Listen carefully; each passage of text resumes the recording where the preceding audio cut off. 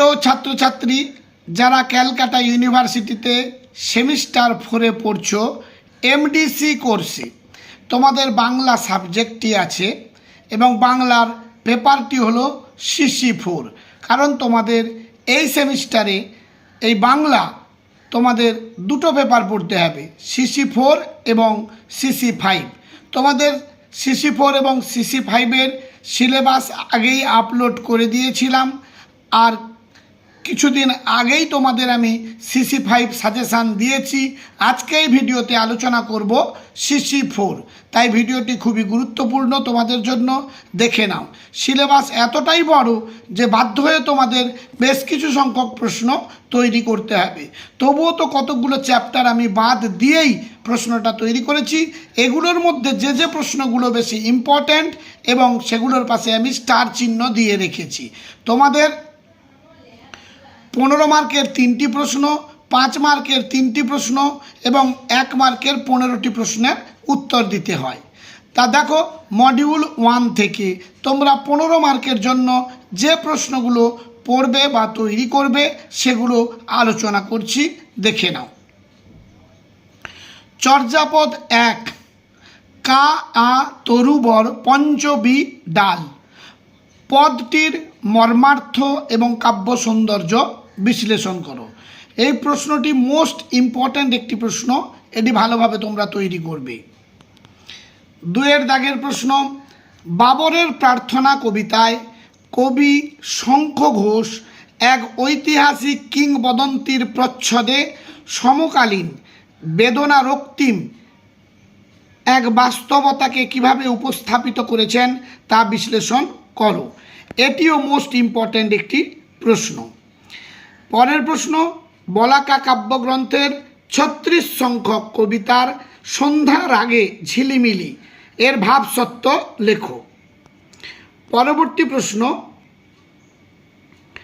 মৃত্যুর অনিবার্যতাকে স্বীকার করেও আগামী জীবন পিপাসায়ী শক্তি চট্টোপাধ্যায়ের যেতে পারি কিন্তু কেন যাব কবিতার বিষয়বস্তু আলোচনা করো।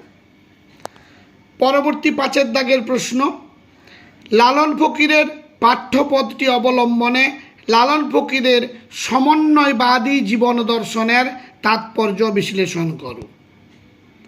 6 নম্বর প্রশ্ন, রবীন্দ্রনাথের সাধারণ মেয়ে কবিতার সাধারণ মেয়েটির জীবন ইতিহাসের সাথে জয় গোস্বামীর মালতী বালা বালিকা বিদ্যালয় কবিতার প্রণয় বঞ্চিতা মেয়েটির ইতিহাসের অদ্ভুত এক সাদৃশ্য আছে, আলোচনা করো।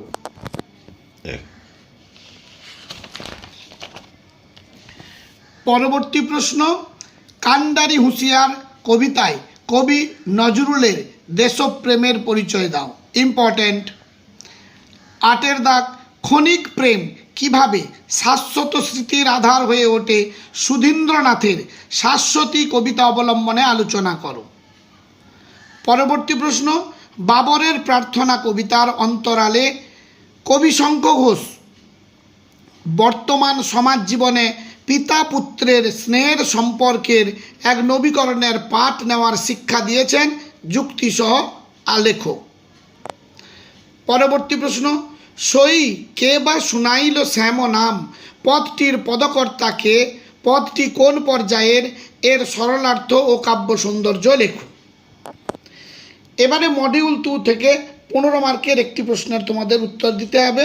তোমাদের মোট 3টি মডিউল আছে এবং প্রত্যেকটি মডিউল থেকে একটি করে 15 মার্কের প্রশ্ন তোমাদের আসবে। তাই এই ভিডিওতে আমি 15 মার্কের প্রশ্নগুলো আলোচনা করে নিচ্ছি। 1-এর দাগে, শাস্তি গল্পে চন্দরা চরিত্রটি কতদূর স্বাভাবিক হয়েছে বিচার করে দেখাও। 2 নম্বর, শাস্তি গল্পে তৎকালীন গ্রাম ও সমাজের যে ছবি ফুটে উঠেছে তা লেখো। এবং 3 নম্বর হলো শাস্তি গল্প থেকে শাস্তি গল্পের নামকরণের সার্থকতা বিশ্লেষণ করো। শাস্তি থেকে এই 3টি প্রশ্ন যদি তোমরা তৈরি করে যাও, আমি তো আশা করি একটি প্রশ্ন কমন পেয়ে যাবে। এবারে 2-এর দাগ, অভাগীর স্বর্গ গল্প অবলম্বনে অভাগীর চরিত্র চিত্রণ করো বা নামকরণের সার্থকতা বিচার করো। সঙ্গে কাঙালির চরিত্রটাও দেখে নিতে হবে। পরবর্তী প্রশ্ন, সাম্প্রদায়িক সম্প্রীতি ও মানবতাবোধের গল্প হিসেবে আদাব গল্পটি বর্ণনা করো। পরের প্রশ্ন, মানিক বন্দ্যোপাধ্যায়ের হারানের নাত জামাই গল্পটি গণজাগরণের এক সার্থক দলিল, মন্তব্যটি আলোচনা করো। এছাড়া এই হারানের নাত জামাই গল্প থেকে ময়নার মায়ের চরিত্র আলোচনা করো। পরবর্তী প্রশ্ন, সতীনাথ ভাদুড়ির চরণদাস এমএলএ গল্পে চরণদাসের রাজনৈতিক দৃষ্টিভঙ্গি আলোচনা করো। লাস্ট প্রশ্ন, লম্বকর্ণ গল্পে কেন্দ্রীয় চরিত্র হিসেবে লম্বকর্ণের কীর্তিকলাপের পরিচয় দাও। এবারে ইউনিট 3 থেকে যেগুলো পড়বে, আবারও বলছি আমি স্টার চিহ্ন দিয়েছি, সিলেবাসটি যথেষ্ট পরিমাণে বড়, হাতে কম সময়, তার জন্য যেগুলো স্টার দিয়েছি শুধুমাত্র সেই প্রশ্নগুলো তৈরি করলে তোমরা কমন অবশ্যই পেয়ে যাবে।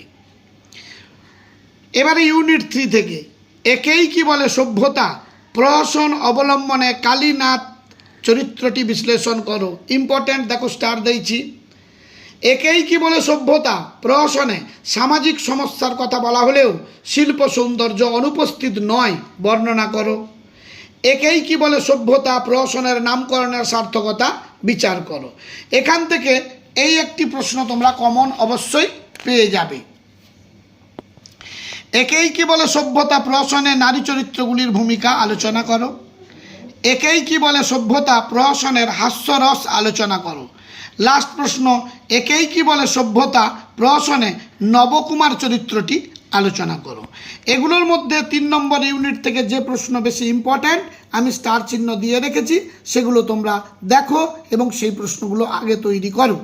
যদি কোনো প্রশ্ন উত্তর পেতে অসুবিধা হয় তাহলে কমেন্ট করে জানিও, অথবা তোমরা যোগাযোগ করো আমি যে নম্বর বলছি সেই নম্বরটিতে, তাহলে উত্তর তোমরা পেয়ে যাবে 7003527870। আরেকবার দেখে নাও লাস্ট প্রশ্ন। সিলেবাস বারবার বলছি যথেষ্ট পরিমাণে বড় এবং অত কম সময়ের মধ্যে এগুলো সম্ভব নয়, তবুও যেগুলো ইম্পর্ট্যান্ট বলে আমার মনে হয়েছে আশা করি তোমরা কমন অবশ্যই পেয়ে যাবে এই প্রশ্নের উত্তরগুলো তৈরি করলে। আশা করি তোমাদের প্রায় কমপ্লিটও করে ফেলেছো অনেকে, লাস্ট মোমেন্টের দিকে এগুলো দেখে নিও। সব শেষে চ্যানেলটিকে সাবস্ক্রাইব করে বন্ধুদের মধ্যে শেয়ার করতে ভুলে যেও না, কারণ বহু সংখ্যক বন্ধুবান্ধব অর্থের অনটনে তারা কোনো প্রাইভেট টিউটর কিংবা কোচিং সেন্টারে পড়তে পারে না, তাহলে তারাও বিশেষ উপকৃত হবে। খুব গরম পড়েছে, বাড়িতে সবাই থেকো, লেখাপড়া তৈরি করো। আজ তাহলে এই পর্যন্ত, দেখা হবে পরবর্তী ভিডিওতে।